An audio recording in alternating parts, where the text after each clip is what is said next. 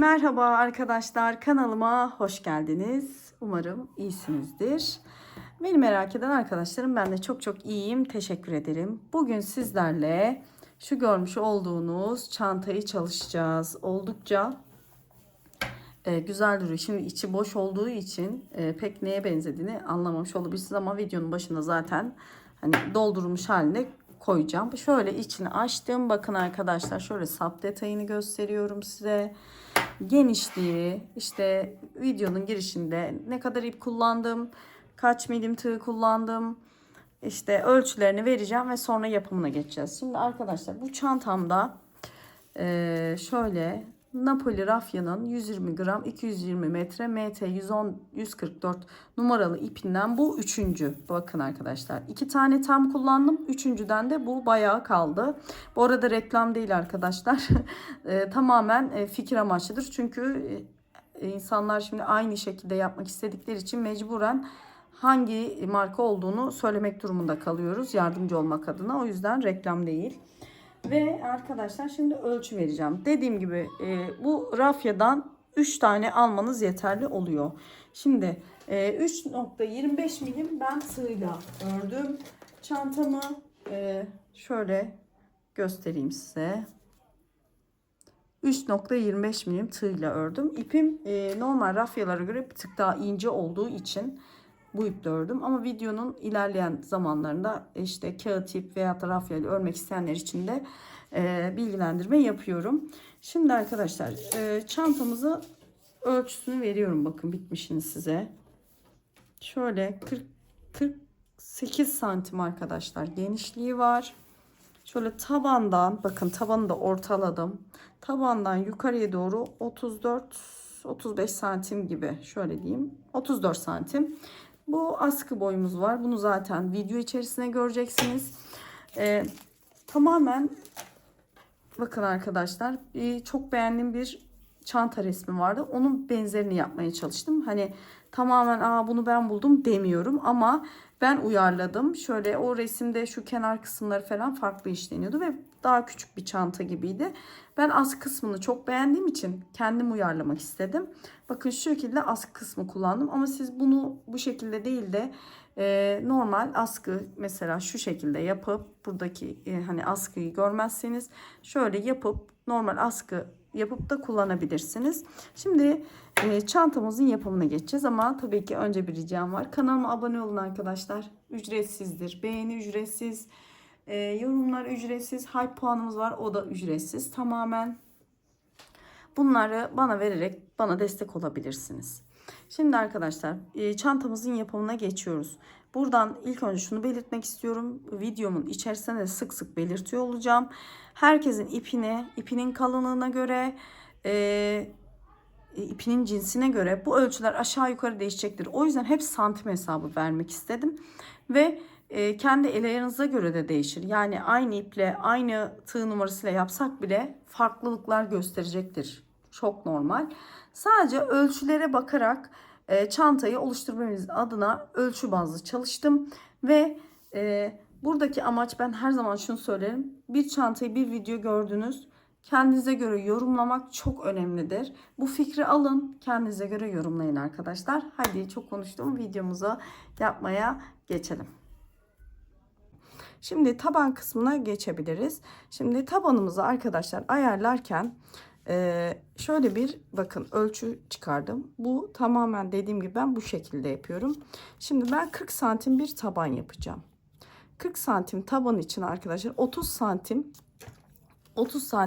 zincir çekiyoruz. 30 santim zincir çekiyoruz. Şimdi kenarlardan da genişleme payını 5 santim olarak ayarladığım için toplamda 30 santim zincir, 5 santim de genişleme payıyla 40 santim tabana eşit gelecek. Şimdi eğer ki istiyorsanız, bakın burada da 35 santimlik bir taban var. Mantığım tamamen aynı. 25 santimlik bir zincir çekiyorum. Yine 5 santim buradan büyüme payı bırakarak 25 santim zincire 5 santim 10 santim de kenarlardan gelmiş oluyor, 35 santim. Şöyle ekran fotoğrafı alabilirsiniz, bakın. Yani bunu hangi santim taban çalışmak istiyorsanız bu mantıkla çalışabilirsiniz. Ben hep bu mantıkla hazırlarım. Mesela onu da nasıl hazırlıyorum? Şimdi taban şöyle metrem var. Kaç santim taban istiyorsunuz mesela çantada? Şimdi ben 40 santimlik bir taban yapacağım. Çünkü çantam biraz geniş bir çanta olsun istiyorum. Şimdi 40 santimlik şöyle bir çantam olacak. Şimdi diyorum ki 5 santim uzama payı. Bakın 35 santime geldim. Buradan da 5 santim burada sağ taraftan da 5 santim genişleme payı bırakıyorum. Yani şu arada kalan bakın şöyle 30 santimlik bir zincir çekip başlayacağım. Burada diyorum ki dediğim gibi çantamın tabanı ne kadarsa o kadar ölçünüzü alın. Ona göre şöyle kenarda ayarlamalarınızı yapın ve o santime göre bir zincir çekerek başlayın. Şimdi dediğim gibi ben 40 santimlik bir taban çalışacağım ama bütün tabanları bu tekniği uygulayabilirsiniz ölçüdeki tabanlara. Yani dediğim gibi 30 santim istiyorsanız mesela 30 santimlik bir taban istiyorsanız 20 santim bir zincir çekeceksiniz. 5 sağdan 5 soldan büyüme payı bırakarak 30 santime örerek ulaşabilirsiniz. Şimdi burada tabii ki ip de çok önemli. İpiniz kalınsa sıra sayısı olarak mesela ince bir ipte 9 sıra 9 sıra taban örerken kalın bir ipte 7 sırada bitebilir. Önemli. Önemli olan tabanınızın genişliği. Onu yakalayabilmek için bu şekilde bir çizelge oluşturdum. Ben hep bu şekilde yaparım. Şimdi arkadaşlar ben şöyle bir rafya kullanacağım. Benim rafyam ince. Siz istediğiniz rafya, kağıt ip, polyester, makrome fark etmez. Ben ölçümü bu şekilde buluyorum. Dediğim gibi bu ölçüye gelene kadar arttırmalar yapacağım. Şöyle bir rafyam var ve bu acı kahve renginde arkadaşlar. Siz istediğiniz iple çalışabilirsiniz. Şimdi 40 santim bir taban yapacağım için 30 santim zincir çekeceğim. Şimdi burada tığ numaranızda arkadaşlar benim elimde 3 ve 3.25 var. İpimin inceliğine göre ayarlayacağım. Dediğim gibi kağıt ip çalışıyorsanız daha kalın bir rafyanız varsa 3,5 milimde kullanılabilir. Dediğim gibi benim ipim biraz ince olduğu için ben 3 ya da 3.25 kullanacağım. Şimdiden söyleyeyim. Ama bunun önemi yok arkadaşlar. Dediğim gibi ipinizin genişliğine göre tığ numaranızı ayarlayabilirsiniz. Şimdi 30 santimlik bir zincir çekip geliyorum. Zincirde nasıl çekiliyor? Hani yeni başlayanlar için göstereyim. Bakın şimdi arkadaş şöyle yaklaştırayım size. Önce tığımızı şöyle ipimin arkasından alıyorum. Tutuyorum. Arkaya doğru çevirip parmağımdaki ilmekten ilmek alıp çıkarıyorum. 2, 3. Bakın bu şekilde. Şimdi dediğim gibi 30 santim olacak şekilde zincir çekip geliyorum. Evet bakın şimdi ölçüyorum zincirimi. Şöyle 30 santim geldi. Şimdi burada zincir sayısı vermiyorum arkadaşlar. Dediğim gibi herkesin ipi farklı olduğu için zincir sayısı vermeme gerek yok. Tamamen santim odaklı yapacağız. Şimdi arkadaşlar şöyle bakın hemen önde gelen ilk şöyle zincirimin içine batıyorum. Şöyle ben iki kanını birden alıyorum. Hemen bir sık iğne yapıyorum. Hemen yanındakini tekrar içine batıyorum. Sık iğne. Şimdi bütün zincirlerin içine birer tane batıp sık iğnelerimizi yapıyoruz. Böyle devam ediyoruz. Şurada sıra sonuna gelene kadar burada yapıyoruz ve arttırmamız olacak ve dönüş yapacağız arkadaşlar. Söylediğim gibi herkesin ipi farklı olduğu için zincir sayısı farklı olabilir. Baz alacağımız şey santim sayısı. Şimdi bakın arkadaşlar sıra sonuna kadar geldik. Şimdi burada aynı battığım noktaya 3 kere sık iğne yapıyorum. Bakın, birinciyi zaten yaptık.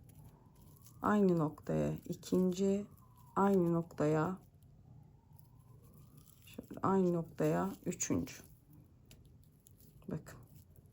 Şimdi şurada bakın şu zincirlerin tek kanatları kaldı. Bakın batmıştık. Şimdi buralara yine sık iğne yapıyoruz.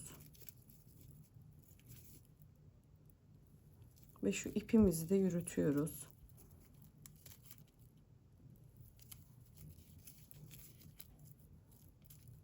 Bakın şuralara.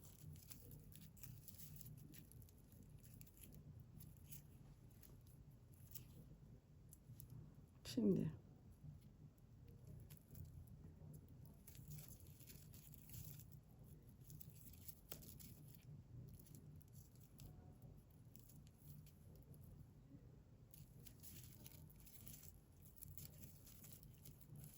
şöyle her birinin üzerine bir tane batıyoruz.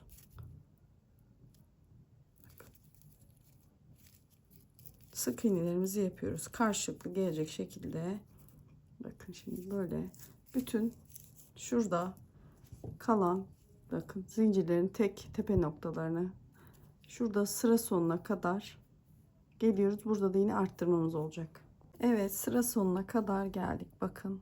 Şimdi en son sıraya bir tane yaptım. Buraya da 3 tane yapacağız. Yine aynı noktaya batıyorum. İkinciyi. Şimdi üçüncüyü de bakın şuradaki ilmeği yok ederek yapıyorum ben.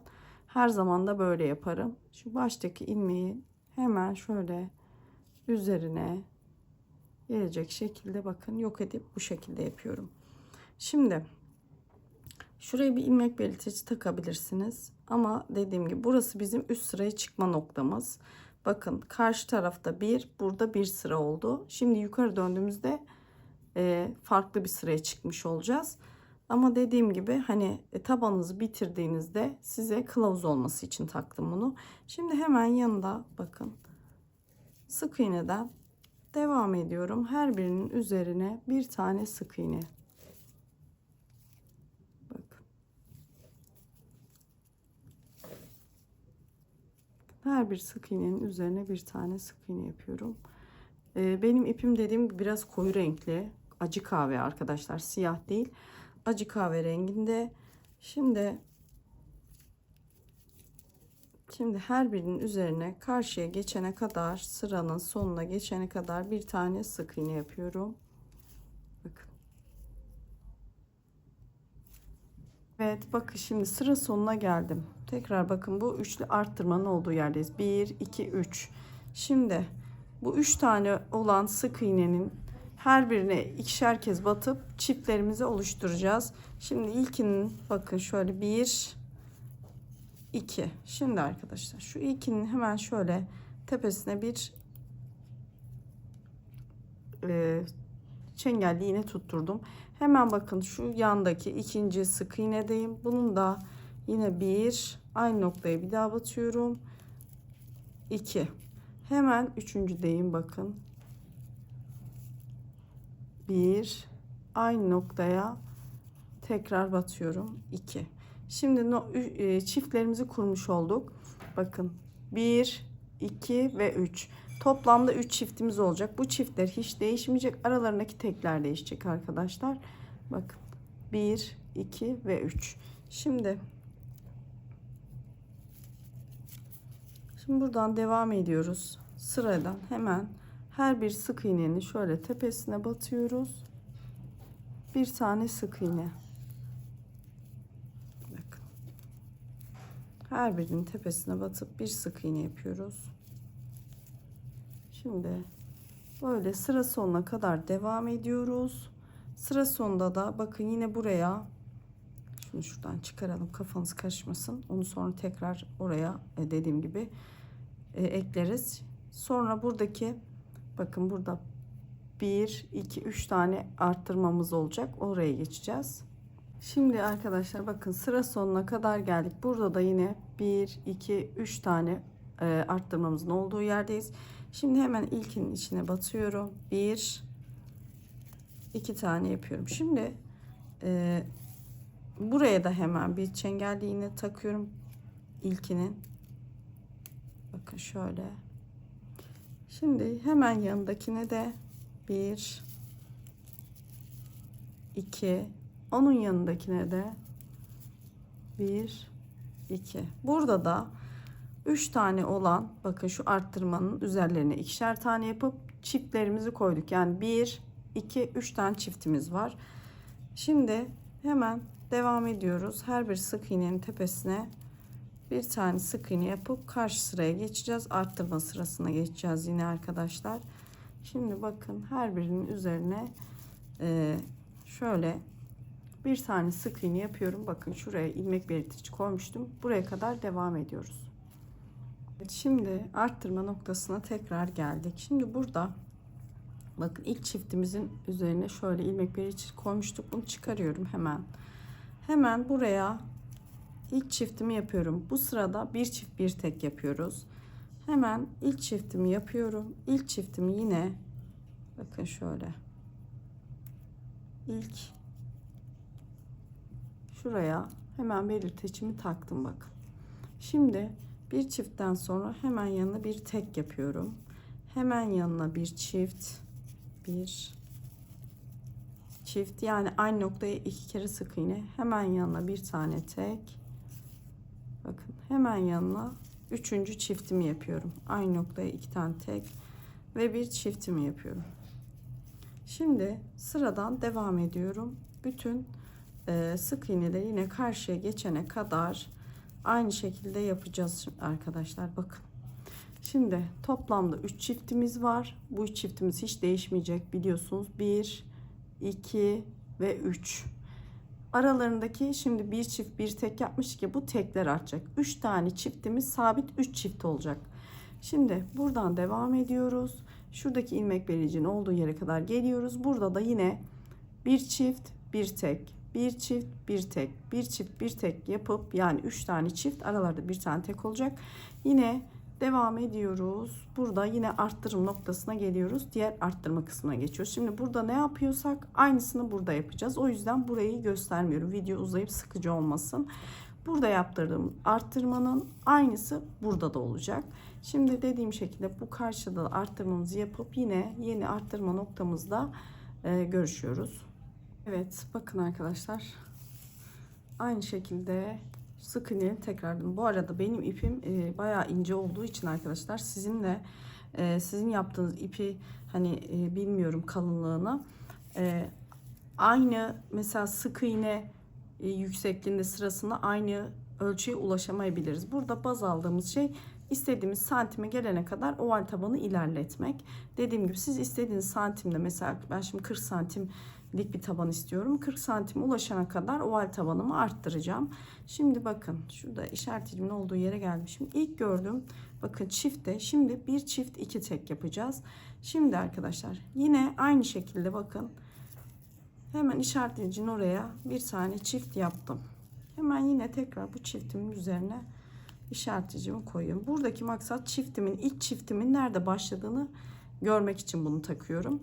Şimdi hemen yanına bir, hemen yanına iki tane tek yan yana yapıyorum ve şöyle ikinci çiftimi yapıyorum. Hemen yanına bir tane tek, bir, onun yanına bir tek daha ve sonuncu çiftimi yapıyorum. Bakın üçüncü çiftim ve yine bir tek, iki tek. Zaten bu en son teklerden sonra hep tek olarak devam ediyoruz. Şimdi sıradan yine devam ediyoruz teklerimizi yapmaya. Şöyle bakın, her birinin üzerine bir tane tek yapıp devam ediyoruz. Şurada yine geliyorsunuz, bakın bu işareticinin olduğu yere bir çift iki tek, bir çift iki tek, bir çift iki tek şeklinde devam ediyoruz. Burayı devam ettikten sonra tekrar yine birer tane sık iğne ile şurada tekrar arttırım noktasına tekrar gelip arttırım yapmaya devam edeceğiz. Söylediğim şekilde burada da aynı bir çift iki tek arttırımımızı yapıp burada yeni arttırım sırasında devam edeceğiz. Arkadaşlar bakın yine arttırma noktasındayım. Şu köşeye de aynı şekilde arttırmamı yaptım. Şimdi arttırma noktasını bu sefer tabanı yaparken değişik bir teknikle yapacağım. Normalde sayarak yapıyorum ama bu sefer normalde ben bu tabanı da kullanıyorum. Şimdi bu şekliyle size paylaşacağım. Bakın şurada ilk çiftimin üzerine her zaman bir tane ilmek belirtici takıyorum.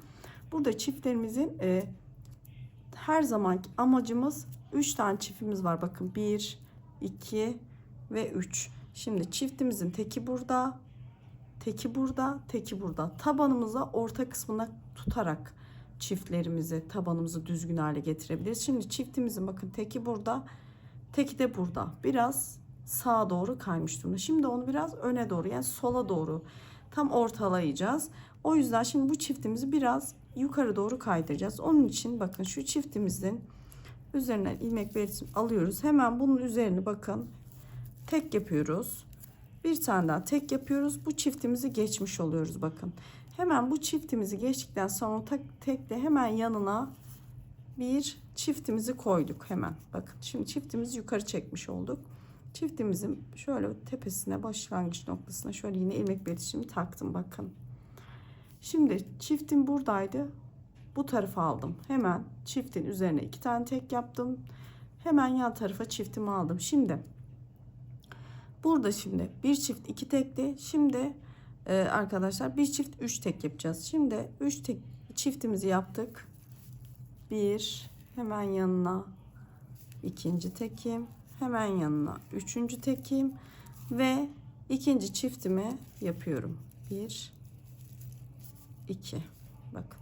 Şimdi hemen yanına bir, iki, üç tane tek yan yana. Hemen son çiftimi de bir, iki. Bakın son çiftimi de buraya konumlandırdım. Bakın ilk çiftim burada, ikincisi burada, üçüncüsü burada. Tabanımı ortalamış oldum. Şimdi diğerlerini de aynı şekilde devam ediyoruz. Birer tane sık iğne yapıp tabanımızın bakın buradaki arttırma noktasında tekrar burada şu köşede yaptığımız gibi bakın çiftimizi 2 sık iğne ile atlayıp hemen yanındaki bakın çifti geçtikten sonra hemen yanındaki sık iğnenin tepesine ilk çiftimizi yapacağız. Evet arkadaşlar bakın burada şurada arttırdık biliyorsunuz. Aynısını burada da yapacağız. Şimdi anlaşılması adına burayı tekrar göstereyim. Normalde burada yaptığımızı biliyorsunuz. Aynısını burada da yapıyoruz. Şimdi bakın ilmek belirtisinin olduğu yere geldik. Burası bizim zaten bakın çiftimizin olduğu yer. Şimdi bu çifte atlıyoruz. Neden atlıyoruz? Çifti kaydıracağız ortaya doğru. Çünkü çiftlerimiz bakın tabanımızın her zaman ortasına konumlanmalı. Tabanınızın yamuk olmaması için. Ve şimdi üzerine de yapmak istemiyorum. Bu sefer çiftin üzerine çift yaparsanız köşeli bir görüntü olur. Bu yüzden çiftlerimizi kaydırarak yapıyoruz. Şimdi bakın ilk çiftimiz buradaydı. Bu çiftin üzerine bakın bir sık iğne. Hemen yanında tekrar çiftin bir sık iğne daha yapıp 2 sık iğne yapıp çiftimizi atlıyoruz. Hemen yanındaki boşluğa ilk çiftimi yapıyorum. 1, yine aynı nokta 2. Hemen bunun yaptığım ilkinin şöyle içine yine ilmek belirtişimi takıyorum. Bakın ilk çiftimi yaptım. Hemen 3 tane tek yapıyorum yan yana. 1, 2 ve 3. Hemen ikinci çiftimi yapıyorum. Yani aynı noktaya 2 kere sık iğne. Şimdi tekrar 3 tane tek yan yana yapıyorum. Ve sonuncu çiftimi buraya aynı noktaya 2 kez batıp sık iğne yapıyorum. Bakın. Birinci çiftim, bakın ikinci çiftim, üçüncü çiftim de burada. Tabanı ortalamış oldum. Şimdi her birine tekrar birer tane yapıyorum arkadaşlar. Böyle devam ediyorum. Şurada artırma noktasında buraya bir çift 4 tek yapacağız arkadaşlar. Dediğim şekilde tekrar artırma noktasında devam edeceğiz. Şimdi arkadaşlar tekrar bir çift 4 tek sırasına geldik. Bakın. Şimdi şurada ilk çiftimizin üzerine biliyorsunuz sık iğne kanca takmıştık. Şimdi burada tekrar çiftimizi yine aynı üst üste gelmesin diye şöyle yine bakın şurada çiftimizin hemen üstünden bir bakın çiftimizin üstüne tekrar iki tane sık iğne yapıp çiftimizi atlayıp şuraya geliyoruz. Buraya hemen ilk çiftimizi yapıyoruz. Bakın 1, 2. Şimdi hemen ilkinin tepesine şöyle ilmek belirtişimi yine taktım. Şimdi bir çift hemen 4 tane 1, 2, 3, 4. 4 tane tek yaptık. Bakın hemen yanına ikinci çiftimi yapıyorum. Hemen yine 4 tane tek 1, 2, 3, 4. Hemen üçüncü çiftimi de yapıyorum. 1, 2. Bakın. çiftleri bir sağa bir sola aslında kaydırmış oluyoruz. Bakın şimdi bu tarafa kaydı. Bir dahaki sefere biraz öne alacağız. Yani anlatmaya çalıştım, umarım anlamışsınızdır. Burada önemli olan çiftlerin üzerine gelmeden tabanınızın orta konumunda kalması. Bir geri bir ileri şeklinde çiftlerinizi kaydırabilirsiniz. Şimdi tekrar bakın burada devam ediyoruz. Burada da yine bakın buradaki çiftimizi, bakın çifti işaret edip bir tek daha yapıp çiftimizi atlayıp hemen yanındakine ilk çiftimizi yapıyoruz. Sonra 4 tek bir çift, 4 tek bir çift şeklinde yine çiftlerimizi üçlüyoruz. Sonra yine burada bir çift 5 tek sırasına geçeceğiz arkadaşlar. Söylediğim şekilde arttırmalarınızı burada da aynı şekilde buradaki çifti atlayarak ilk çiftimizi yapıp devam ediyoruz. Evet, bakın yine arttırım noktasına geldik. Şimdi normalde kağıt iple veyahut da başka bir iple yaparsanız zaten tabanınız yaklaşık 40 santime yaklaşmış olacaktır. Ama benim ipim gerçekten hani ince olduğu için ve ben şu an 3.25 milimle örüyorum. İpim ince olduğu için ben biraz daha tabanımı büyütmek zorundayım. Ama dediğim gibi sizin ipinizde 40 santim ulaştıysanız zaten tabanınız bitmiştir. Yani merak etmeyin. Nasıl yapmamız gerektiğini de aşağı yukarı anlamışsınızdır. Şimdi bakın arkadaşlar. Şimdi çiftim şurada. Diğer çiftim şurada bakın. Birinci çiftim, ikinci çiftim ve üçüncü çiftim şurada. Şimdi bakın tabanına biraz sola kaymış durumda çiftlerim. Şimdi onu aşağı alacağım. Onda nasıl yapıyorum? Bakın çiftim buradaydı. Hemen çiftimden iki tane geriye doğru sık iğneden hemen çiftimi koyuyorum. Bakın bakın. Şimdi 2. Şimdi bakın çiftimi geri almış oldum. Nasıl üzerine 2 tane atlayıp ileri gitmiştik. Şimdi çiftimi bakın çiftim burada. 2 tane sık iğne geri yaptım ve ilk çiftimi buraya koydum. Şimdi 5 tane tek yapıyoruz. 1 2 3 4 ve 5. Bakın. Şimdi ikinci çiftimi yapıyorum. Yani aynı noktaya 2 tane sık iğne. Şimdi tekrar 1 2 3 4 ve 5 tane tek yan yana hemen şuraya bir tane çiftimi yapıyorum. Bakın. Şimdi yine aynı şekilde kalan şöyle sık iğneleri birer tane yapıyoruz. Şimdi devam ediyoruz. Burada da arttırma noktamıza geliyoruz. Bakın burada çiftim vardı. Hemen iki tane sık iğne geri gidiyorum ve buraya ilk çiftimi koyuyorum. Bu sefer geri gidiyoruz bu sırada arkadaşlar. Bir çift 5 tek sırasında işaretleyicinin olduğu bakın çiftten 2 tane geri sık iğne atlayıp buraya ilk çiftimizi yapıyoruz. Sonra çiftimizi yaptıktan sonra 5 tek bir çift 5 tek bir çift şeklinde devam ediyorum.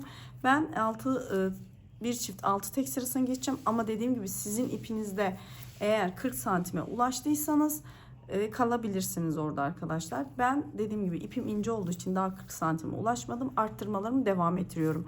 İpinizin kalınlığına göre zaten zinciri de kendi ipimize göre çektiğimiz için siz de dediğim gibi taban sıralarınız daha çabuk oluşmuş olabilir. Yani istediğiniz santime daha çabuk gelmiş olabilirsiniz. Şimdi dediğim şekilde ben şurada arttırmamı yapıp burada bir çift 6 tek sırasına geçeceğim.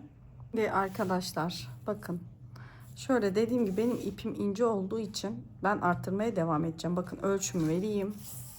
Şöyle bir uçtan bir uca şöyle bakın 36 santim olmuş benim tabanım. Dediğim gibi 40 santim olana kadar ben arttıracağım.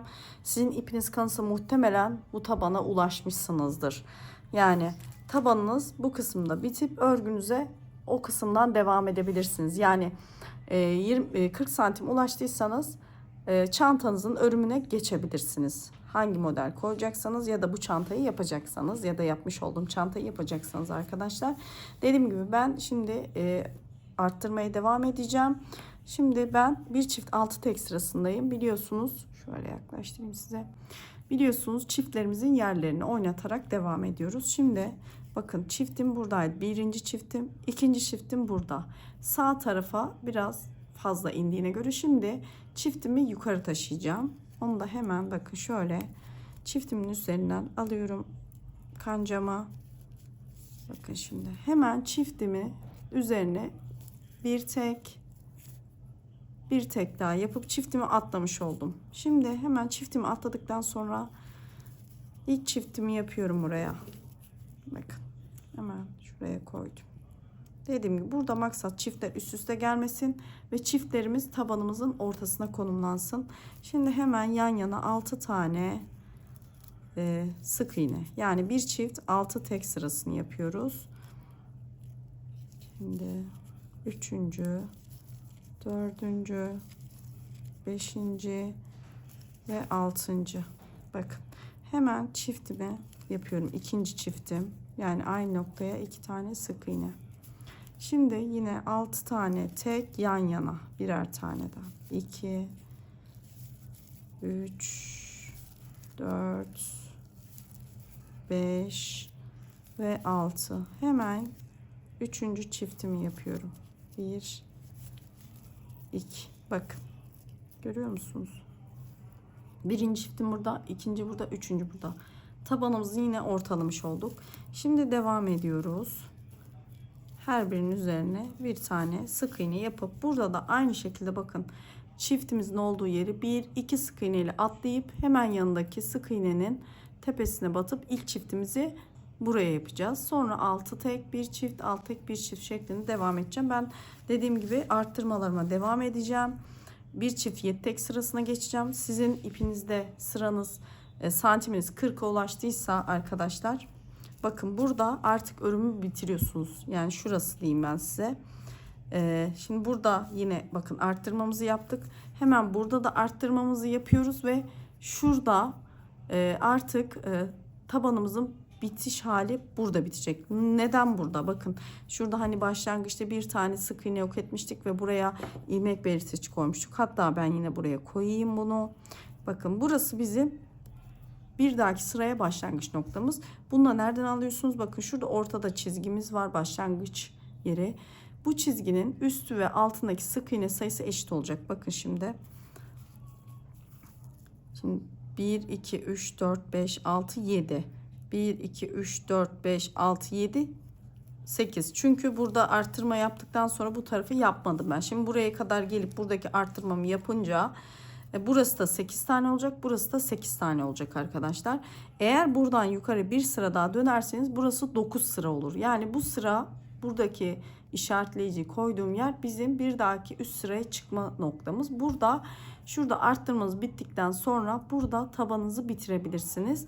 Ya da bir sıra tabanınızdan sonra, yani 40 santime ulaşmış olsanız bile buradan sonra bir sıra daha düz sık iğne sırası örün ve modelinize o şekilde geçebilirsiniz. Şimdi dediğim gibi ben burada arttırmamı yaptım. Burada da arttırmamı yapıp diğer arttırma sırama geçeceğim.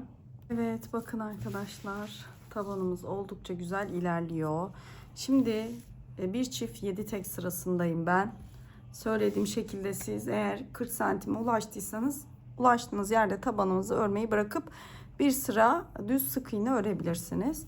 Şimdi bakın şimdi arkadaşlar, şurada işareticimin olduğu yere geldim. Şimdi tekrar şuradaki çiftimi tekrar üzerinden sık iğne ile geçeceğim. Bakın. 1 2. Bakın üzerinden sık iğne ile geçtim. Şimdi ilk çiftimi hemen yine buraya konumlandırıyorum.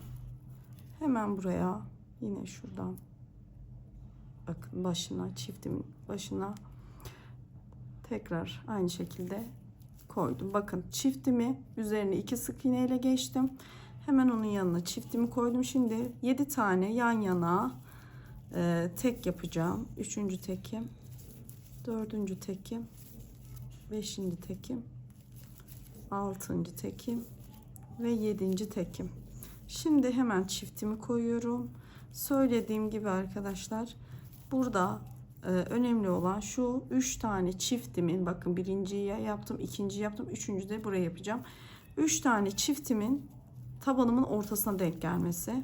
Şimdi 3 4 5 6 ve 7 tekimi yaptıktan sonra hemen son çiftimi de yapıyorum. Yani aynı noktaya 2 tane sık iğne, bakın şöyle Birinci burada, ikinci burada, üçüncü burada. Şimdi aynı şekilde her birine birer tane yapıyorum burada. Buraya geldiğimizde de bakın çiftimizin olduğu yere geldiğimizde bu çiftimizi 1 2 tekle atlayıp hemen yanına bir çiftimizi yapıp bir çift 7 tek, bir çift 7 tek şeklinde devam edip burada arttırmamı devam ettireceğim. Şimdi ölçeyim bakın tekrar. Her zaman ölçerek gidiyoruz arkadaşlar. Şimdi şöyle 37 santime ulaşmışım ben. Şöyle göstereyim bakın. Dediğim gibi 40 santim ulaşana kadar ben arttırmamı devam edeceğim. Siz de elinizdeki iple 40 santim ulaşana kadar bu gösterdiğim şekilde arttırmalarınızı bir ileri bir geri şeklinde ya da iki ileri iki kere öne iki kere arkaya şeklinde tamamen dediğim gibi dengeleyerek arttırmalarımız devam edeceğiz. Ben yine burada bu şekilde arttırmamı yapacağım. Sonra tekrar bir çift 8 tek sırasına geçeceğim. Evet bakın arkadaşlar şöyle tabanımı yapmaya devam ediyorum. Şimdi bir çift 8 tek sırasındayım. Şimdi burada bakın şöyle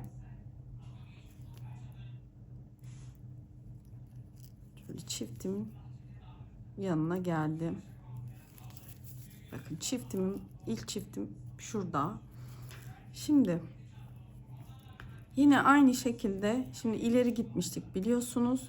Şimdi çiftlerim şurada. Şimdi geri geliyoruz. Burada da bakın 2 tane de olur, 1 tane de olur arkadaşlar. Fark etmez. Burada çiftler çiftin üstüne gelmemesi amaç. Şimdi bakın. Şimdi hemen buraya bakın şimdi çiftim burada. İsterseniz dediğim gibi 2 tane de geri gidebilirsiniz. Ben bu sefer burada 1 tane geri gidiyorum.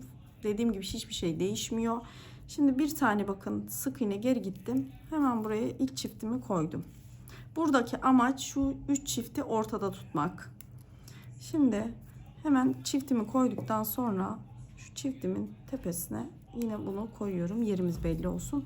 Şimdi 8 tane tek. 1 2 3 4 5 6 7 8. Bakın 8 tekten sonra hemen şuraya bir çift yapıyorum. İkinci çiftim şöyle hemen 1 2 3 4 5 6 7 ve 8. tekim. Şimdi diğer çiftimi de yapıyorum. Bak 1 2 3 tane çiftim var. 1 2 ve 3. Şimdi bir dahaki sırada bakın bunu yukarı çıkacağız. Tekrar aşağı doğru dengeleyeceğiz. Yani bu tamamen tabanı dengeleme olayı arkadaşlar. Bu çiftleri bir aşağı bir yukarı, iki mesela aşağı iki yukarı, bunu önemli olan buradaki çiftleri tabanımızın orta kısmına doğru dengelemek. Şimdi buradan yine devam ediyorum. Burada da yine aynı şekilde çiftimi bir aşağı alıyorum. Buradan ilk çiftimi bakın. Burada yaptığım gibi buranın aynısı olacak. Çünkü diğer kenarın aynısı. Bakın çiftim burada bir tane atlamıştım burada sık iğne. Bir sık iğne geri gidiyorum. Hemen şuraya ilk çiftimi koyuyorum. Sonra 8 tek bir çift 8 tek bir çift şeklinde geliyorum. Dediğim gibi ben bir çift 9 tek yapacağım. Çünkü tabanım 40'a ulaşmadığı için. Tekrar söylüyorum. Sizin ulaştıysa ulaştığı noktada tekrar başlangıç noktasına bir sıra hiç arttırma yapmadan sık iğne yapıp tabanınızı bitirebilirsiniz. Şimdi ben bir çift 9 tek sırasına kadar şuraya kadar burada da yine aynı şekilde arttırmalarımı tamamlayıp geliyorum. Evet arkadaşlar bakın tabanım oldukça güzel görünüyor. Ve bu ip geriye de böyle parlak bir görüntüsü var. Çok güzel. Şimdi ben en son biliyorsunuz bir çift 8 tek yapmıştık. Şimdi bir çift 9 tek sırasındayım. Söylediğim gibi tekrar tekrarlıyorum. Hani başka iplerle yapıyorsanız 40 santime ulaştığı zaman tabanınızı bitirin. Yani burada amaç zaten nasıl oval tabanı düzgün şekilde yapmak yamulmadan o. Bunda zaten bu şimdi geldiğimiz sürece kadar anladığınızı düşünüyorum. Çiftleri kaydırarak ve çok basit bir yöntemle bu sefer yapmak istedim bunu. Şimdi buradan bakın çiftimi aldım. Şimdi çiftimi ileri taşıyacağım arkadaşlar. Çünkü bakın birinci çiftim burada. İkinci çiftim şurada. Yani biraz sağa doğru kaymış gibi. Ben şimdi onu yukarı doğru kaydıracağım. Hemen yaklaştırayım sizi tekrar. Bakın. Şimdi hemen bu çiftimin bakın üzerine bir de yanına iki tane tek yapıp atlıyorum. Hemen bakın. Şöyle hemen buraya atladıktan sonra hemen bir çift yapıyorum. Bakın. Birinci çiftimi yaptım. Hemen bakın şöyle sayın bakayım ortaya geliyor mu? Yani ortalayabilirsiniz. 1, 2, 3, 4, 5, 6, 7, 8, 9. Ben şimdi arkadaşlar bir tane daha atlayacağım. Tamamen şöyle ortaya gelsin istiyorum. Dediğim gibi bakın bunun kaç tane atladığınızın önemi yok aslında. Sadece şu çiftleri mesela ortaya gelen ikinci çifti tam ortaya getirmek istediğim için bunu yapıyorum. Şimdi bakın bir tane daha atlıyorum. Çifti geçtikten sonra bir tane daha sık iğne yaptım. Hemen onun yanına çiftimi yapıyorum. Bakın ilk çiftimi. Aynı noktaya bir tane daha. Çiftimi bakın buradan buraya kaydırmış oldum. Hemen 1, 2, 3, 4, 5, 6, 7, 8, 9. Bakın. Hemen bir çiftimi yapıyorum yanına. 9 tane tekimi yaptım yan yana. Hemen ikinci çiftimi de buraya yaptım. Bakın. Hemen yine 9 tane 1, 2, 3,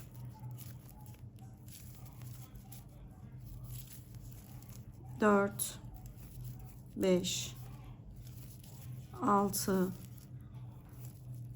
7, 8, 9. Bakın 9 tane tekimi yaptım. Şimdi üçüncü çiftimi de koyuyorum. 1, 2. Bakın. Gördünüz mü? Çiftim. Birinci çiftim, ikinci çiftim, üçüncü çiftim. Tabanımın tamamen ortasına konumlandı. Yani burada 2 tane yukarı, 2 tane aşağı, 3 tane yukarı, 3 tane aşağı. Tamamen böyle gitgelli o 3 tane arttırmayı ortada tutacak şekilde kaydığı zaman hemen düzelterek bu şekilde tabanımızı yapıyoruz. Burada da şimdi aynı şekilde devam ediyorum. Hemen bakın buradaki çiftimi 1, 2, 3 tane sık iğne yaparak çiftimle atlıyorum. Bakın çiftte 1, 2, 3 tane düz sık iğne yapıp hemen şuraya ilk çiftimi yapıp sonra 9 tek bir çift, 9 tek bir çift şeklinde devam ediyorum. Muhtemelen ben bir çift 10 tek de yapacağım. Çünkü tabanım henüz 40 santime ulaşmadı. Şimdi arttırmamı yapıp tekrar arttırma noktasına geleceğim. Tabanımızın tekrar bir arttırma noktasındayım. Şimdi hemen ölçüyorum arttırım yapmadan. Bakın 39. Şimdi tahminimce bu sırayı da arttırdığım zaman bakın şuraya bu sırayı da arttıracağım. Sonra karşıda arttıracağım. Tahminim 40 santim olacak. 40 santim olacağı için daha arttırma yapmayacağım için. Şimdi buradaki çiftlerimi tamamen ortaya gelecek şekilde konumlandıracağım. Siz de bakın şimdi. Siz de baktığınız tabanınız bitmek üzere son arttırmayı yapacaksınız. Burada çiftlerinizi hemen nerede olduğu önemli değil çiftlerinizin arkadaşlar. Çiftlerinizi orta konuma bakın şurası tabanınızın ortası. Yani şu ikinci arttırmanız yani ikinci çiftiniz şu orta kısmına denk gelecek şekilde ayarlayın. Şimdi bakın benimki burada. Birinci çiftim burada. İkinci çiftim burada. Üçüncü çiftim burada. Zaten ortaya konumlandırdım. Şimdi bir çift 10 tek sırasındayım ben. Daha da arttırma yapmayacağım. Bu son arttırmam olacak. Şimdi burada çiftlerin de çift üstüne gelmesini istemiyorum ben. Bakın şu şekilde nereye doğru konumlandırayım? Zaten dediğim gibi benim çiftlerim şu an eşit. Şöyle bakın. Çiftim burada. Hemen bakın buradan alıyorum. Dediğim gibi siz de kendinizin bakın geride olursa ileriye alın. Dediğim gibi tamamen şu ikinci çiftiniz şu orta kısma denk gelecek şekilde ayarlayın. Şimdi hemen bakın çiftim burada. Hemen çiftimin bakın şuraya çiftimi koyuyorum. Birinci çiftim. Hemen yanına 10 tane tek yapıyorum yan yana. 1, 2, 3, 4, 5, 6, 7, 8, 9 ve 10. Hemen buraya ikinci çiftimi yapıyorum. Bakın arkadaşlar, ikinci çiftimi yaptım. Hemen yanına 1, 2, 3, 4, 5, 6,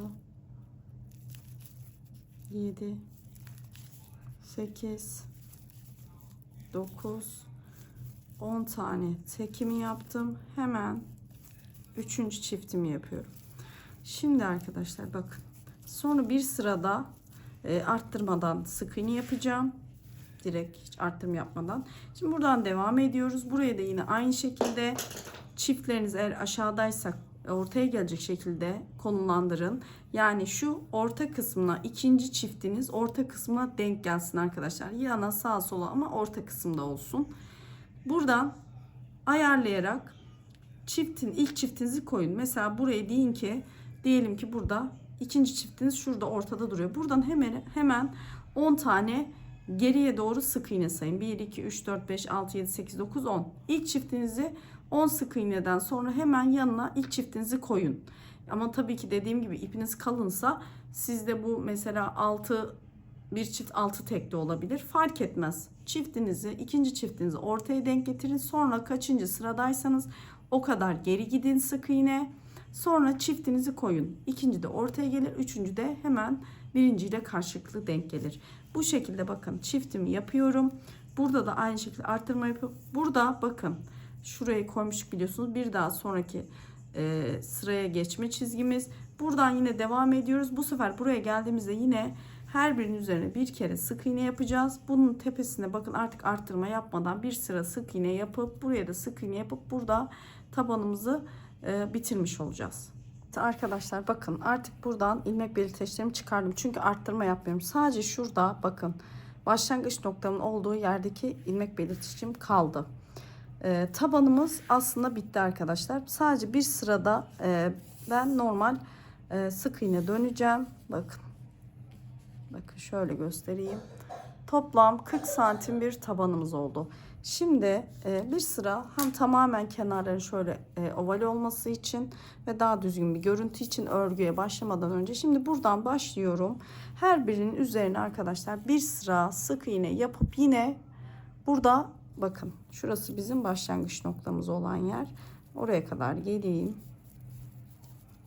Şimdi onu da size zaten açıklamıştım video içerisinde. Şimdi buradan devam ediyorum. Her birine bir tane arttırma yapmadan yine şu noktaya kadar sık iğnemi yapıp geliyorum. Tabanımı bitirdim. Bakın burada bir sırada normal bakın hiç arttırma yapmadan sık iğne yaptım ve kenar kısımları oldukça düzgün oldu. Bakın orta çizgisinde hiçbir eğrilik yok. Tabanınız oldukça düzgün. Gösterdiğim yöntemle siz de düzgün taban elde edebilirsiniz. Söylediğim şekilde iplerinizin nasıl olduğundan ziyade ne çeşit ne kalınlık olduğundan ziyade buradaki çiftlerimizin tabanımızın bakın orta kısmına denk getirmek önemli olan. Şimdi bakın burada biliyorsunuz tabanımızın başlangıç ve artış noktasına kadar geldik. Bunu nasıl hesaplıyoruz? Dediğim gibi zaten video içinde söyledim ama bakın şurada orta çizgimiz var. Bu orta çizgiden bakın yukarıya doğru 13 sıra örmüşüm. Aşağıya doğru 13 sıra örmüşüm. Bu bakın biraz daha ileri giderseniz buraya doğru giderseniz bu sıra 14'e çıkar. Çünkü burası bizim bir üst sıraya geçiş sıramız. Ve bu şekilde bakın tabanımız bitti. Şimdi tabanımızı bakın ölçelim. 40 santim bir tabanım oldu ama 40,5 41'e yakın fark etmez arkadaşlar. Mantıken anlamış olduğunuz gibi nasıl tabanı hesaplıyoruz onu da öğrenmiş olduk. Bakın şöyle de bakın yüksekliği benim 11,5 santim gibi.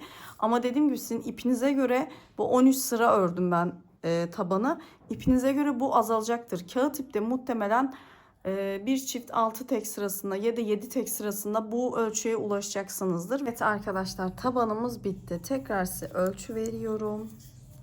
Şimdi bakın tabanımın bitmiş hali şöyle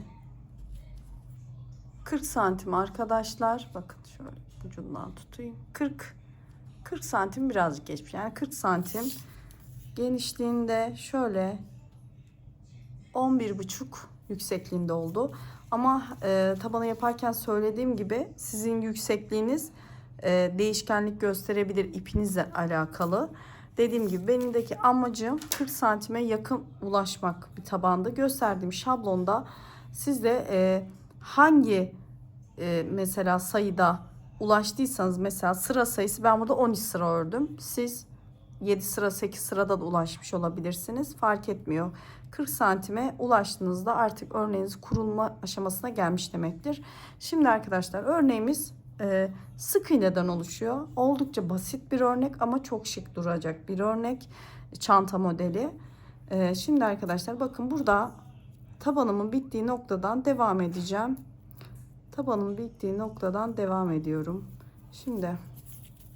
Şimdi burada şöyle yakınlaştırayım. Yapacağımız hiçbir şey yok arkadaşlar. Sadece sık iğne. Benim ipim ince olduğu için bende bayağı biraz zaman alacaktır bunu bitirmem. Ama normal kağıt iplerde çok çabukça bitecektir. Şimdi bakın, böyle sık iğne yaparak her birinin üzerine bir tane sık iğne yapıyoruz. Ve arttırma yok hiçbir şekilde. Dönerek, hiçbir eklememiz yok. Şimdi bakın, bu şekilde dönerek her birinin üzerine bir kere batarak sık iğnelerimizi tekrarlıyoruz. Ta ki bir çanta boyumuz var. Askı, omuz askısı ayrımı yapana kadar bir çanta boyumuz var. Şimdi biraz örüyorum şimdi arkadaşlar. O ayrıma gelene kadar öreceğim. Bunun da sizin ne kadar iç derinlik istiyorsanız o kadar uzatabilirsiniz. Ama çok fazla uzatmanızı da tavsiye etmem. Çünkü omuz askı kısmında da bir uzantısı var hafif.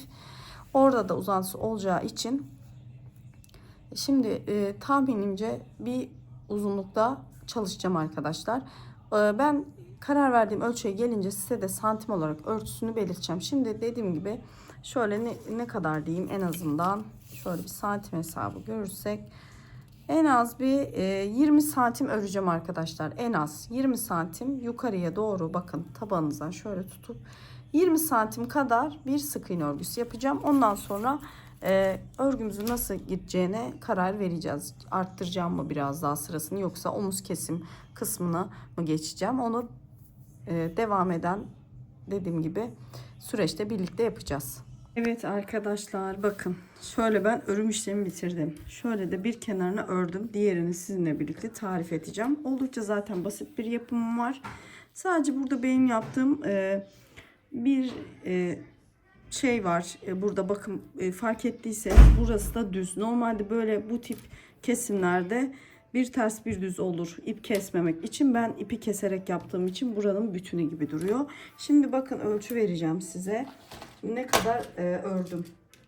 Şimdi dediğim gibi benim kullandığım ip ince bir ip arkadaşlar. O yüzden sık iğne sayısı vermiyorum. Kaç sıra yaptığımı, santim sayısı vereceğim size. Bakın tabanımız, bakın tabanımız burada. Şöyle ben ikiye katladım. Taban çizginizden şöyle ikiye katlayıp bu şekilde ölçebilirsiniz. Tabandan bakın. Taban orta çizgimiz burası. Şöyle göstereyim. Bakın şurası. Taban orta çizgimizi tekrar ortaladım. Taban başlangıcından yukarıya kadar 33 santim oldu arkadaşlar. Bakın tabanla birlikte ölçtüm. Şöyle 33 santim. Bakın tabanımız burada. Şöyle şu şekilde. Tabanı şöyle katladım. Bakın ortaladım. Tabanla birlikte 33 santim oldu. Şimdi şurada bakın şöyle iki kol yapacağız. Ben burada bunu tek tarafını yaptım. Burayı da size anlatacağım. Aynı mantıkta, aynı şekilde yapılıyor. Şöyle öncelikle çantamızı bir siz ne kadar boyutta ördünüz bilmiyorum. Bakın şöyle de bir genişliğini ölçeyim. Bakın 47 santim arkadaşlar benim çantam. Şimdi önce tabanınızla birlikte bakın şöyle ikiye ayırıyoruz çantamızı. Bakın ben şuralara ilmek belici taktım. Sonra bunu güzel ortaladıktan sonra bu ortadaki sayıları sayıyorsunuz. Bakın her bir kenarda kalan şöyle iki uçta eşit şekilde bölüyorsunuz. Dediğim gibi herkesin ölçüsü farklı olabilir. Burada amaç şu kol ayarını yapmak. Bakın şurada ortada ben şimdi yine santim vereceğim size. Bakın burada ben şöyle 13 santimlik bir kol boşluğu yaptım omuza takılmak için. 13 santimlik bir şurada boşluk verdim. Şu omuz yapacağım kısmında bakın şöyle 10, şuradan 17 santim arkadaşlar, bakın 17 santim olacak şekilde iki taraftan da şöyle bakın, iki taraftan da 17 santimlik bir boşluk bıraktım. Burada sayılarınızı tabii ki sayabilirsiniz. Benim burada ilmeğim küçük olduğu için buralar 33 tane arkadaşlar. Bakın 33 tane ilmek bıraktım. Şuraya kadar bakın, ilmek belirtisinin olduğu kenar uç kısma kadar bakın. Şuraya kadar 33. Şimdi burada arka tarafı çeviriyorum. Bakın buradan burası da 33. Burası benim 26 tane arkadaşlar. Burada da 26 tane. Buradan burası yine 33 tane. Yani bu sayılar tamamen size kalmış. Burada önemli olan kendinize göre sayıları dengelemek. Benim için bu kadar omuz açıklığı, mesela kolumuza taktığımız açıklık yeterli olduğu için ben bu kadar yaptım. Ama siz daha dar da çalışabilirsiniz. O zaman bu kısmımız biraz daha geniş olur. Daha büyük de çalışabilirsiniz. Yani sizin kullanım rahatlığınıza göre şu aradaki payı ayarlayıp kenar kısımlarına payı o şekilde dağıtabilirsiniz. Şimdi bakın arkadaşlar, ben burada bir kenarını çalıştım. Şimdi diğer kenarında nasıl çalıştığımı zaten size göstereceğim. Önce bakın şurada ipimi ördükten sonra, burayı size göstermek için birleştirmedim. Bakın tabandan sonra şöyle, burası bizim taban başlangıcımızdı. Burada yine ipimi bitireceğim. Bakın şöyle şu uç kısımda, şurada kenarda bitireceğim bunu. Sökülmesine biraz fazla yaptım. Şimdi bakın buraya kadar geldiniz. Şimdi ipinizi çıkarıyorsunuz. Bakın hemen şuradan tekrar ipimizi arkaya alıyoruz. Tekrar bakın ipinizin olduğu şu, bakın şu ipinizin çıkış noktası şurası. Buradan içeri tığınızı arka taraftan doğru takıp ipi geri çekiyorsunuz. Artık bunu beni takip edenler biliyordur. Bu şekilde bakın ipimi bağladım. Şimdi tabii bunu yürüteceğim ama bunları sonra yapacağım. Şurada burası, artık bunu da çıkarabiliriz. Artık buna ihtiyacımız kalmadı. Bakın. Dediğim gibi benim ipimden dolayı ilmeklerim çok ince görünüyor. Siz rafiye, kağıt ip, makrome iple de çalışabilirsiniz ama ipinizin ince olmasına çok dikkat edin arkadaşlar. Çünkü çanta ağır olabilir. Makrome ipler biliyorsunuz daha kalın yapıda, tok yapıda olduğu için bu tip çantalarda, sık iğne ördüğümüz çantalarda ağır olabilir. Şimdi örgümüzün yapımına başlıyoruz. Öncelikle bakın çantamın omuz kısmı örgünün bütünü gibi devam ediyor. Çünkü sık iğne olarak ve ipimi keserek yaptım. Normalde bu tarz çantalarda gidiyoruz, ters dönüp tekrar dönüyoruz. Gidiyoruz, ters dönüp. Bu sefer sık iğnelerimiz biri düz, biri ters görünüyor. Ben bu şekilde olsun istemedim. Normalde biliyorsunuz P ile başlayan ünlü bir şey var. Herkes oradan model buluyor. Benim de çoğu çantalarım ismim silinerek orada görünebilir arkadaşlar. Ben de çok denk geliyorum kendi çantalarıma. Orada bir markanın, herhalde bu çanta bir kişiye ait değil sanırım, bir markanın çantasına ben benzerini yapacağım. Kesinlikle aynı değil. Orada dediğim yöntemle yapmışlar. Bir düz gitmişler, sonra tersten sık iğne, düzden şeklinde yapmışlar. Ben sadece oradan bir fikir aldım. Az kısmını ona benzetmeye çalışacağım ama diğer kısımlar tamamen bana ait. Şimdi bakın burada ayırdığımız yerler var. Önce şimdi burada düz kısmından başlıyoruz. Örneğimizi hep düz kısmından öreceğiz. Şimdi buradan düzden bitirdik. Şimdi bu sefer örneğimizi düzden öreceğimiz için, bu tarafa doğru öreceğimiz için bu kısımdan doğru başlayacağız. Şimdi arkadaşlar ipimi alıyorum. Şimdi bakın arkadaşlar, buradan başlıyorum buraya kadar. Aynı burada ne yapıyorsam aynı işlemi gerçekleştireceğim. Şimdi ipimi alıyorum. Buradan bakın. Şuradan hemen bakın ipimi takıyorum. İpimi taktım. Hemen şurada bir sık iğne yapıyorum. Hemen yanına bir sık iğne. Bu arada şu ipimi de şöyle arada gizliyorum. İplerinizi biraz gizledikten sonra kesin. Yani yürüttükten sonra kesin. Bakın. Şimdi buradan düz sık iğne ile arkadaşlar bakın böyle devam ediyoruz. Buraları da geçiyoruz. Şuradaki işaretleyicinin olduğu yere kadar geliyoruz arkadaşlar. Evet, bakın şimdi arkadaşlar şöyle. Burada karşıdaki ilmek belirtişim oraya kadar geldim. Bakın burada duruyor. Şimdi kesip başa döneceğiz ipimizi. O yüzden bakın şurada önce şu kadar bir uzunlukta ipimi kesiyorum. Şimdi arkadaşlar bakın şu ilmek belirtişimin oraya. Şimdi ipi çıkarıyorum. Şu ilmek belirtişimin oraya. Şimdi bunu buradan çıkaracağım. Şimdi buradan tığımı arkadan doğru geçiriyorum. İpimi alıyorum. Çıkarıyorum. Şimdi son bakın.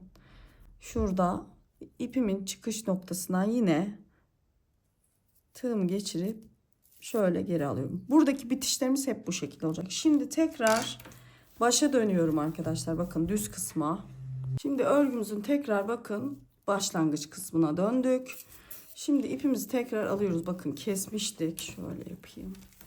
İpimizi tekrar alıyoruz. Burada bakın şuradayız. Buradan hemen tekrar ipimizi alıyoruz. Burada birer birer eksilteceğiz arkadaşlar.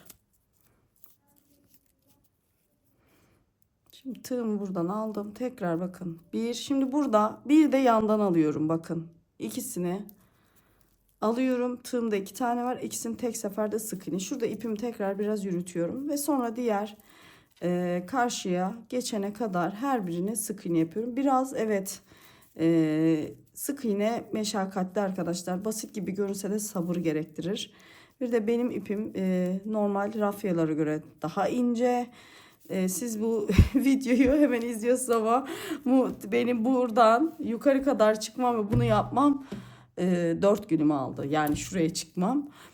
O yüzden arkadaşlar lütfen videomu beğenin. Sevdiklerinize paylaşın. Ücretsiz şekilde abone olup hype puanı verebilirsiniz. Yani emeğimin karşılığını bu şekilde görünce ben gerçekten çok mutlu oluyorum. Daha çok video çekesim geliyor açıkçası. Şimdi buradan devam ediyorum arkadaşlar. Yine şurada bakın karşıda en son sırada eksiltme yaptığımız yere gelene kadar sık iğne yapıyorum. Şimdi bakın son kısma geldik. Burada yine bir şey göstereceğim. Şurada ipimizi biraz biliyorsunuz uzun bırakmıştık. Şimdi şuraya gelene kadar bu ipimi ben yürütüyorum. O da şimdi bakın ipimi yürüterek bunu da hem buradan yürüttüğüm kısımdan geri kalanı sonra kesip temizleyeceğim. Ama şu ipimi de yürütüyorum biraz. Şimdi bakın. Şimdi burada bakın şurada en son şurada bir bakın şöyle yaklaştırayım. Son şurada bağlantı yerimiz vardı. Hemen onun yanındaki sık iğneye geldik. Bakın şöyle. Bakın şurası bizim bağlantı yaptığımız nokta. Şöyle yaklaştırayım. Bir de şurası var. Şöyle göstereyim. Şu bağlantı yaptığımız nokta burası. Şimdi makası şimdi buradan yine ipimizi kesiyoruz biraz. Şöyle çok uzun değil. Çok da kısa değil. Şimdi ipimizi kestikten sonra şuradan bakın tekrar ipimizi içeri alıyoruz. Şu çıkış noktasını görüyorsunuz. Buradan arkadan doğru yine tığımızı şöyle çıkarıp ipimizi geri alıyoruz. Bakın buradaki eksiltmemiz hep bu şekilde olacak. Sonra tekrar örgümüzün ön yüzüne başlangıç noktamıza geliyoruz. Tekrar ipimizi takıyoruz. Bakın arkadaşlar bu şekilde hiçbir farklılık yok. Burada da bakın en son yaptığımız şurası. Başlangıç noktamız şurası. Buradan yine tığımızı batırıyoruz. Şuradan ipimi alıyorum ve hemen yanındakine de tekrar aynı şekilde burada bir tane eksiltmiş oluyoruz. Şöyle alıyorum ikisini birlikte örüyorum. Ve diğerleri şu ipi de yürüterek bir tane batarak şöyle bakın ipimi de şöyle yürütüyorum. Bir tane batarak devam ediyorum yine. Şurada bakın şu son şurada bakın birleştirdiğimiz ilmek burası. Şuraya gelene kadar sık iğnemizi yapıyoruz. Evet bakın şimdi yine sıra sonuna geldik. Burada yine aynı şekilde bakın biraz şu ipimi yürüteceğim.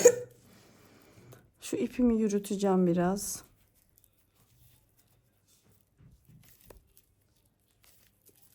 Şimdi ipimi yürüttükten sonra yine bakın sona geldik. Burada hep aynı şekilde bu eksiltmemizde bağlamamız, bağlantı noktamız hep aynı şekilde oluyor. Şimdi bak sonuncuyu da yaptım. Şimdi ipimi şöyle biraz kesiyorum. Bakın şöyle. Tekrar bu ipimi buradan çıkarıyorum ve şu bakın şuradan şu sonuncu yaptığım bakın bağlantı noktasından en sonuncusundan şöyle tekrar ipimi geçiriyorum. Tekrar bakın şu ipin çıkış noktasının olduğu yani son sık iğne.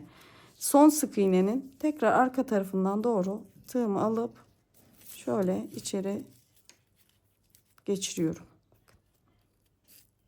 Şimdi tekrar başa dönüyorum. Şimdi arkadaşlar sürekli aynı şeyi göstermeyeceğim. Bir kere daha göstereyim. Zaten aynı şekilde eksiliyor. Birleşim de aynı şekilde. Size şurada ölçüsünü vereceğim. Bu sap kısmı bu ölçüye gelene kadar aynı şekilde devam edeceksiniz. Şurada dikkat etmeniz gereken bakın şurası şu kısım şöyle göstereyim. İlk başta yaptığınız şöyle iyice anlaşılması adına şöyle yaklaştırıyorum. Bakın. Şimdi şu bak ilk deminki sırada yaptığımız şunun başlangıcına şöyle tığımı geçirdim. İlmeğimi aldım.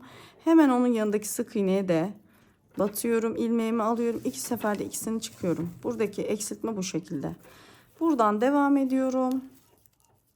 Devam ediyorum sık iğnelerime. Sonu buraya kadar yine aynı şekilde şuradaki son sık iğneye kadar geliyorum arkadaşlar. Bunu da söylediğim şekilde şöyle göstereyim. Söylediğim şekilde sık iğnelerimi yapıp burada tekrar birleştirmeyi göstereceğim. Ondan sonra hep aynı şekilde kese kese azaltacağız. Şimdi tekrar bakın sıra sonuna geldim. Size şöyle yakınlaştırdım. Tekrar bakın en son şurada sık iğnenin olduğu yere kadar geldim. Bakın şöyle göstereyim. En son sık iğnenin olduğu yere kadar geldim. Burada bağlantı noktamız vardı. Şimdi tekrar ipimi kesiyorum. Hemen ipimi kestikten sonra şöyle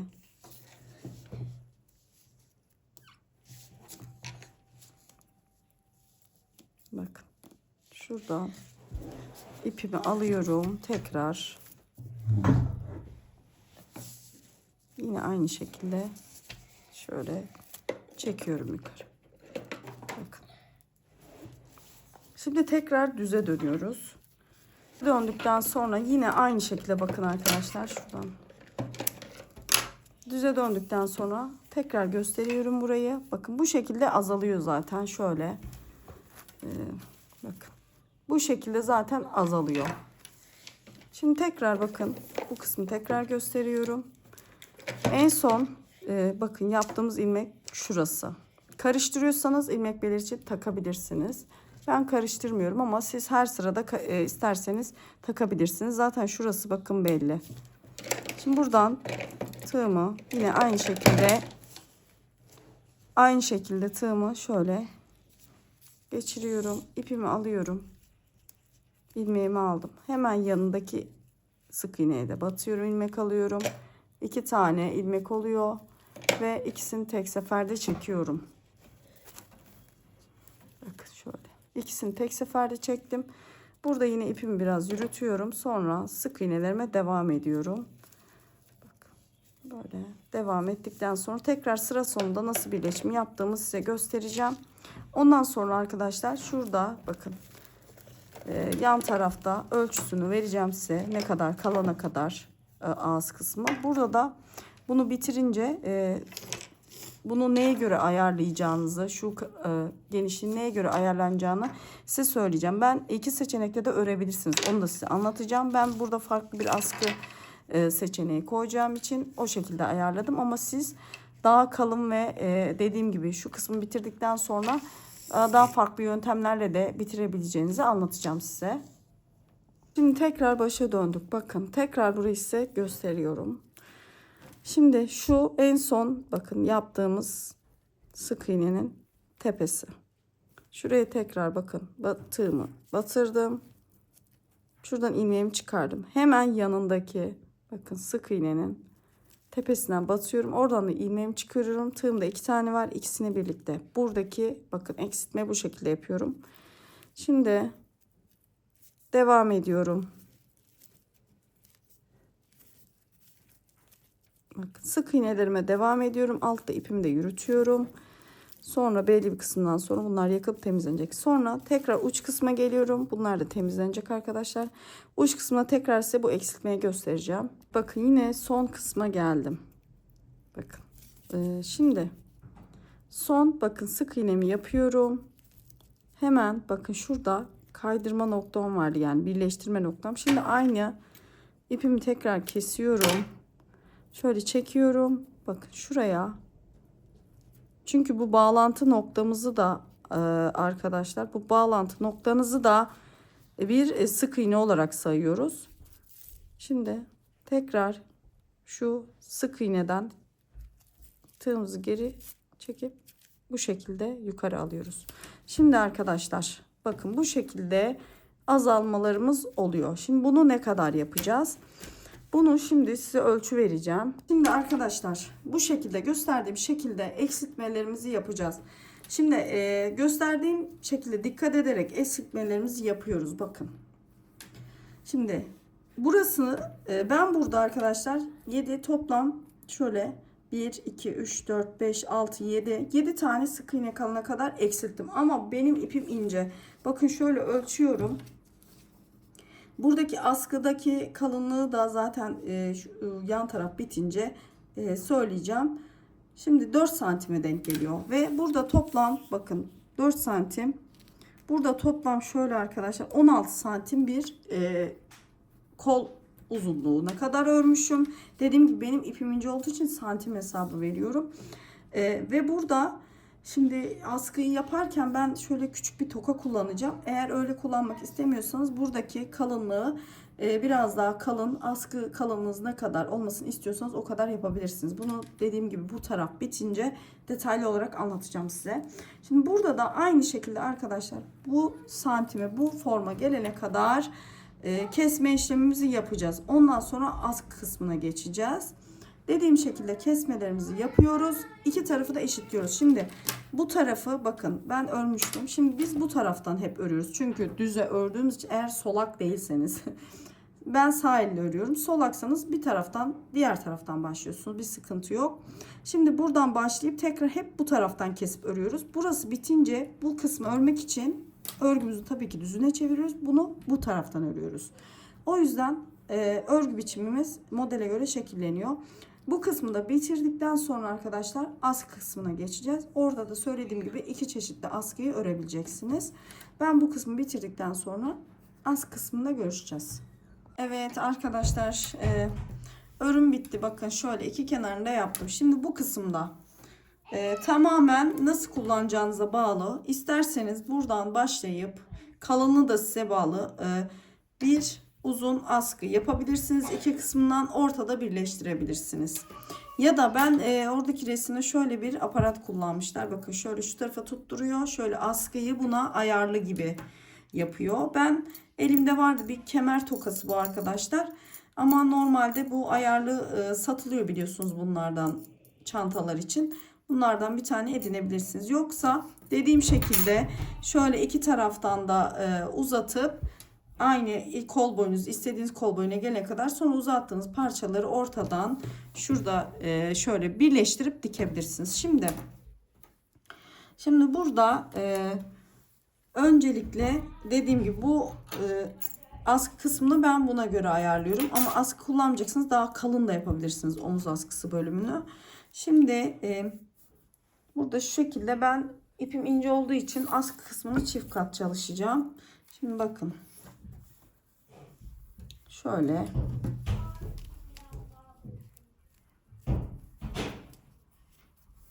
Şimdi şuradan bakın. Şimdi iki kat yaptım ipimi.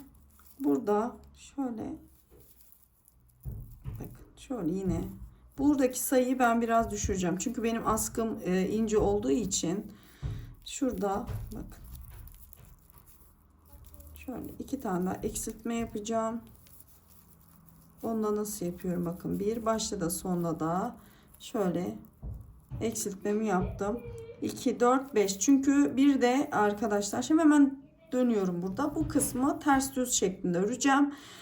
Çünkü askım bakın şöyle şu şekilde bunun içinden geçecek genişlikte olacak ve o şekilde yapacağım. Şimdi burada bir kere daha azaltma yapacağım. Bakın şimdi tekrar bakın buradan aldım. Bir de buradan alıyorum. Yani bu eksiltme oluyor. Hemen yandakine 2, 3 ve 4. Bakın 4 tane 7 tane vardı biliyorsunuz şu kenarlarda. Bunu 4'e düşürdüm. Şimdi zincir çekip dönüyorum. Bakın. Hemen yine sık iğnelerimi burada tekrarlıyorum. Bakın. Biraz da sıkı örmeye çalışıyorum ki askı esnemesin, sağlam olsun. Ama sonunda ilmek kaydırma ya da zaten şu ağız kısımlarına da şöyle bir sık iğneye de ilmek kaydırma geçeceğim. Şimdi bakın.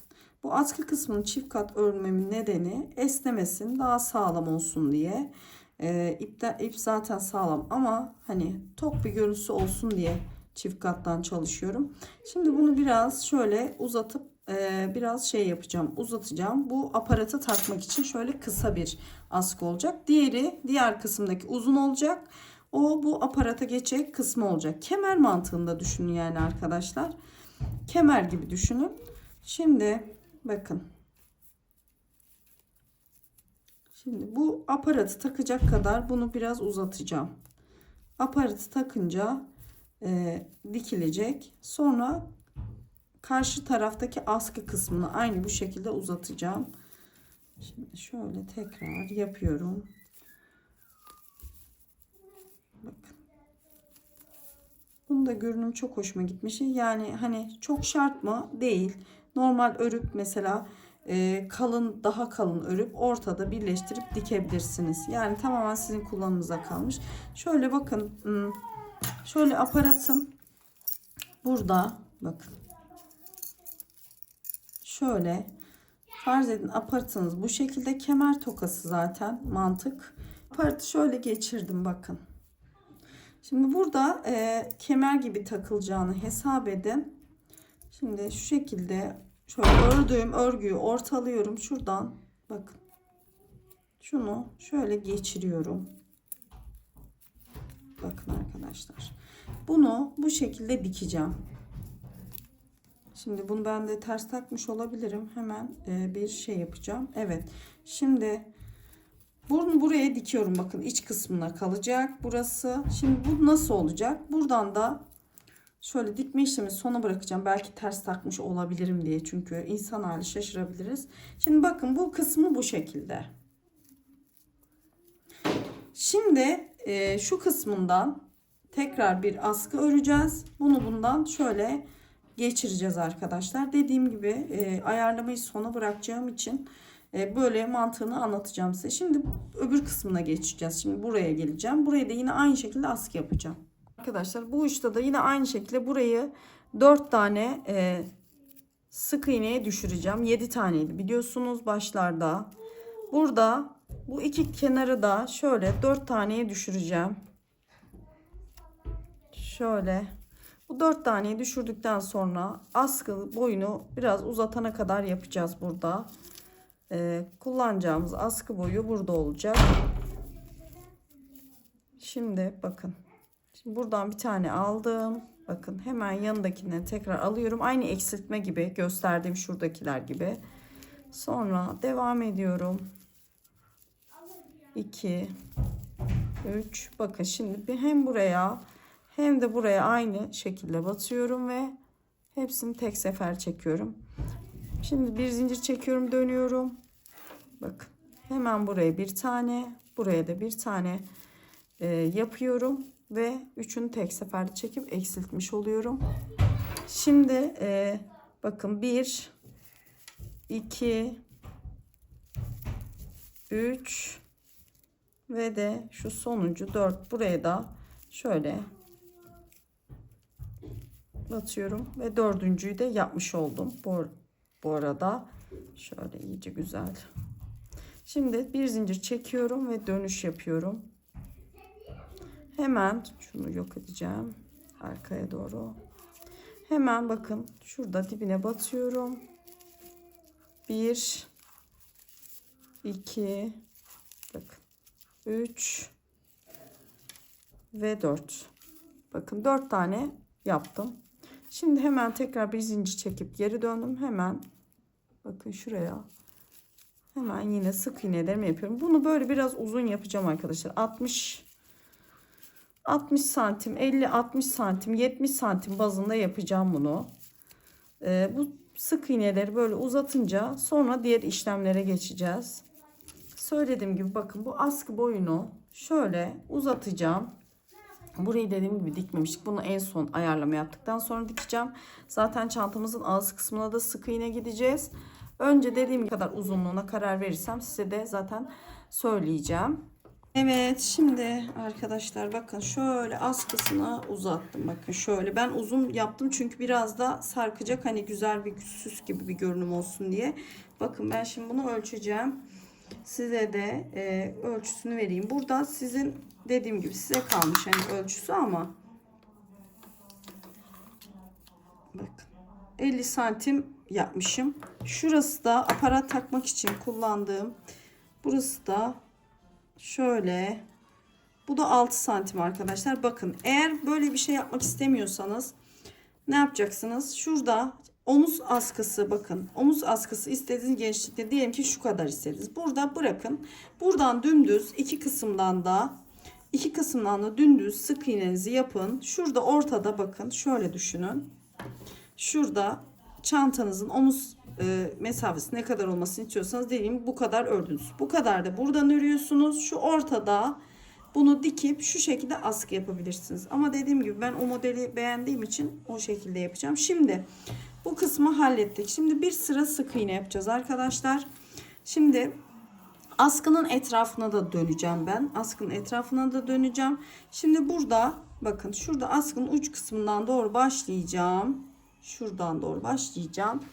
Bütün çantanın etrafını sık iğne döneceğim. Bakın şimdi çünkü bunun tek kat yapıyorum. Şuradan şöyle hemen bakın. Şöyle ortasına hemen tutturuyorum. Düz kısmından, size bakan kısmından.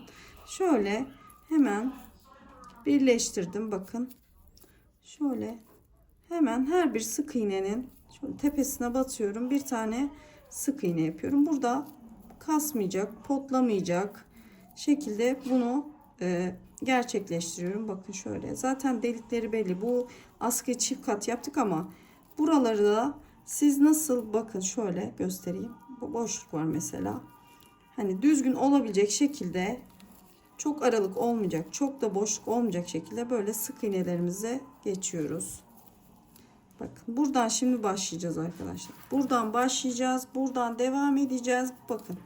Şöyle çantamızın kenarına, her birine şöyle sık iğnelerimizi yapıyoruz. Sonra askımızın kenarına geçiyoruz. Sonra buradan tekrar dönüyoruz askımızın diğer tarafına. Sonra yine burada askımızın başlangıç noktasına sık iğnemizi bitireceğiz. Belki bir de ilmek kaydırma yaparız sonra. Bakın böyle dediğim şekilde buradan böyle devam edeceğiz şimdi. Biraz göstereyim. Dediğim gibi hiçbir değişiklik yok. Tamamen sık iğne. Çantanızda güzel duracak şekilde sık iğnelerinizi konumlandırın. Şimdi normalde buralarda hani çok sıkıntı olmaz. Çünkü oralarda tek kat işlediğimiz için, ama şu askı kısmını çift kat işlediğimiz yerlerde, burada da dediğim gibi doğaçlama, ipinizin cinsine göre bakın arkadaşlar. Hani bazı ip kalın olur. Tek sefer yeterli olur. Yani burada potluk yapmayacak, çirkin durmayacak şekilde buraları sık iğneliyoruz. Bakın. Burada zaten bunların şöyle ön kısmına geçtik. Yerleri belli. Bakın şöyle bir kere batıyorum. Şöyle sık iğne. Burada maksat çantamızın ağzı kullandıkça esnemesin. Şöyle bir güzel toparlansın. Ve güzel bir görünüm olsun. Çünkü çantalar el örgüsü kullandıkça ağzında genişleme olabilir. Şimdi bakın şöyle ben de sık iğne yapıyorum. Bakın. Her birinin üzerine bir tane sık iğne yapıp böyle ağız çevresine, sonra askıya geçiyoruz. Bakın buradan Askının şöyle kenarından sonra dönüyoruz. Diğer kenarından ta ki başlangıç yerine kadar sık iğnemiz devam ediyoruz. Evet bakın arkadaşlar şöyle her kenarına sık iğnem yaptım. Şimdi bakın şu birleşim yerindeyiz. Birleşim yerinde bakın son sık iğnemi yaptıktan sonra bir sırada şöyle ilmek kaydırma yapacağım. Bunu da dediğim gibi daha sağlam ve ağzında esneme olmasın diye şöyle batıyorum ilmek kaydırmalarımı. Onu nasıl yapıyorum hemen gösteriyorum size. Şöyle yaklaştırayım. Bakın. Şimdi şu şekilde gösteriyorum. Şimdi bakın sık iğnenin şöyle tepesine batıyorsunuz. İlmeğinizi alıyorsunuz. Tığınızdaki ilmeğin içinden geçiriyorsunuz. Sık iğnenin tepesine batıyorsunuz. İlmeği çıkarıp tığınızdakinin içinden geçiriyorsunuz. Bu işlemi yaparken yalnız çok fazla sıkı yapmayın. Potlamasın. Dediğim gibi biraz gevşek bırakarak aynı ölçüde yapmaya çalışın. Bakın sık iğnenin içine batıyorum. İlmeğimi alıyorum. Tığımdakinin içinden geçiriyorum. Bakın. Tekrar gösteriyorum. Sık iğnenin tepesine batıyorum. İlmeğimi çekip tığımın içinden. Şimdi bütün bakın şöyle sık iğneleri aynı şekilde şöyle sık iğnelerimize burada sapımız da dahil dönüyoruz. Etrafından dönüyoruz. Ve bütün sık iğneleri yine başlangıç noktasına gelene kadar şöyle bakın ilmek kaydırma yapıp çantamızı tamamlayacağız. Evet arkadaşlar bakın hepsinin şöyle kenarına ilmek kaydırma yaptık. Sonda bakın şurada başlangıç noktama geldim. Burada tekrar bakın ilmek kaydırma yaptım. İpimi şöyle burada birleşim yeri var. Şunu birleştireceğim yere kadar şöyle biraz ip bırakıyorum ki tekrar ip eklemeyeyim. Şimdi şu uca kancamı şu şekilde yerleştirdim. Şöyle dikeceğim şimdi bunu. Bakın şu şekilde dikeceğim. Şu bıraktığım ipime iğne geçiriyorum. Bunu buraya dikiyorum. Bakın ipimi iğneme geçirdim. Şimdi şöyle bakın güzel bir şekilde yani çirkin durmayacak şekilde bunu şöyle kıvırdım ve sabitleyeceğim. Bakın. Sabitleyeceğim şöyle aralarından. Bakın. Dediğim gibi siz bunu yapmak zorunda değilsiniz. Gösterdiğim biçimde örüp ortadan birleştirip kullanabilirsiniz. Ben bu detay hoşuma gittiği için bu şekilde yaptım. Elimde de böyle bir aparatım vardı ama satılıyor arkadaşlar. Kemer tokası, ayarlı askı gibi. Hem tuhafiyelerde bulabilirsiniz. İnternet sitelerinde satılıyor. Malum reklama girdiği için söyleyemiyoruz. Şu T ile başlayan var ya. Ona bakabilirsiniz. Orada satılıyor. Şimdi ben bunu dikiyorum. Sonra çantamın bitmişiyle karşınızdayım. Evet arkadaşlar çantamızın bitmiş haliyle karşınızdayım. Şöyle bakın aparatımı diktim. Bunları çeşitlendirebilirsiniz. Hiç aparat takmayabilirsiniz. Gösterdiğim şekilde şu ortadan birleştirip askınızı o şekilde yapabilirsiniz. Burada amaç çantanın nasıl örüldüğünü anlamak, kendinize göre yorumlamak. Şimdi arkadaşlar bakın bu şekilde şunu tabi ortalayarak takmamız gerekiyor. Şimdi bu şekilde yaptık. Bunu tabii ki süsleyebilirsiniz. Üstünde değişiklikler yapabilirsiniz. Bakın şu şekilde. Burası da böyle aşağı doğru sarkıyor. İsterseniz uç kısmına takıp yan çapraz çanta olarak da takabilirsiniz. Videomun başında ne kadar ip kullandım, işte nasıl bir rafya kullandım, bunları işte ölçülerini vereceğim. Hepsini videonun başında bulabileceksiniz. O yüzden burada tekrar vermek istemiyorum. Şimdi benim ipim ütülemedim arkadaşlar çantamı. İpim ütü istemiyor. Ama kağıt iple işliyorsanız, kağıt rafya ile işliyorsanız mutlaka ütüleyin çantanızı. Dediğim gibi tabanı yaptıktan sonra da ütüleyin. Sonra üst kısmı bittikten sonra da içinden doğru ütüleyebilirsiniz. Ben astar şu an çalışmadım ama isteyen astar şu ağzına da çıt çıt koyabilirsiniz.